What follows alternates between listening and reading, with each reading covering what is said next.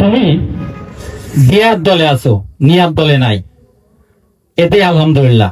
আর এটাই আমাদের স্বেচ্ছাসেবীদের অহংকার।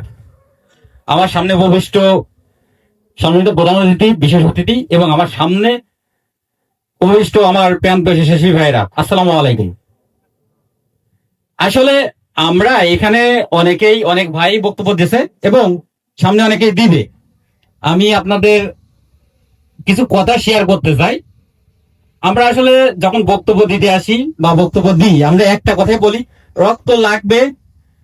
আমরা একটা স্বেচ্ছাসেবী কিভাবে আরেকটা স্বেচ্ছাসেবীর প্রতিযোগিতা করতেছে সেই সমস্ত বিষয় নিয়ে। আসলে এখানে আলোচনার বিষয় কিন্তু ভিন্ন হওয়া উচিত ছিল। রক্ত লাগবে, রক্ত দিলে ক্ষতি হয় না, এটা আমরা সব স্বেচ্ছাসেবী জানি, কি জানি না?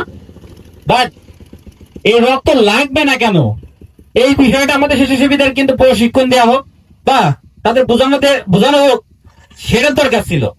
যেমন এখানে আমাদের একজন অভিজ্ঞ ডাক্তার স্যার আছেন, উনিও আশা করবো যে যদি সময় পান এই বিষয়টা নিয়ে একটু আলোচনা করবেন।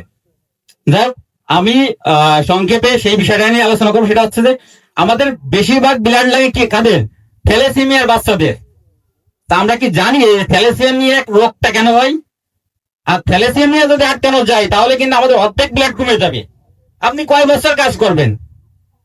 2 বছর 3 বছর, তারপরে আপনি তো নতুন স্বেচ্ছাসেবী তৈরি করতে পারতেছেন না। এরপরে কি করবেন? এই ব্লাড গুলো ম্যানেজ হবে কোথা থেকে? তাহলে আপনার কি দরকার? আপনার আগে দরকার আপনি এই থ্যালাসেমিয়া রোগটাকে আটকান, এই যে সিজার এইগুলো আটকান। তাহলে আর কোনো স্বেচ্ছাসেবীর দরকার নেই, ব্লাডের দরকার নেই, আমরা অন্য কাজে ফোকাস দিতে পারবো।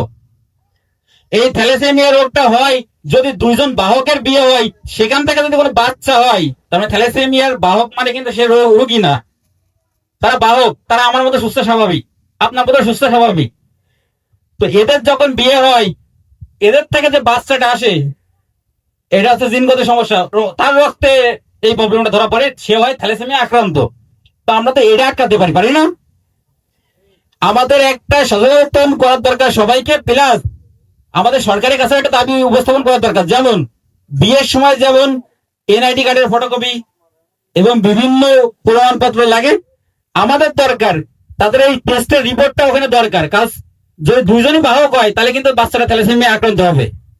তো এটা কমাতে গেলে আমাদের এই দাবিটা উপস্থাপন করা দরকার। আমরা যখন সবাই মিলে দাবিটা উপস্থাপন করবো, তখনই কিন্তু এই থ্যালাসেমিয়া অর্ধেক কমে যাবে।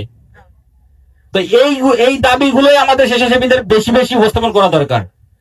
দেন তারপরে আমাদের সংগঠনের ভিতরে যেসব ঝামেলা আছে সেইগুলো নিয়ে বসা যাবে। তো সবাইকে ধন্যবাদ, আসসালামু আলাইকুম। ধন্যবাদ প্রিয় স্বেচ্ছাসেবক ভাইকে।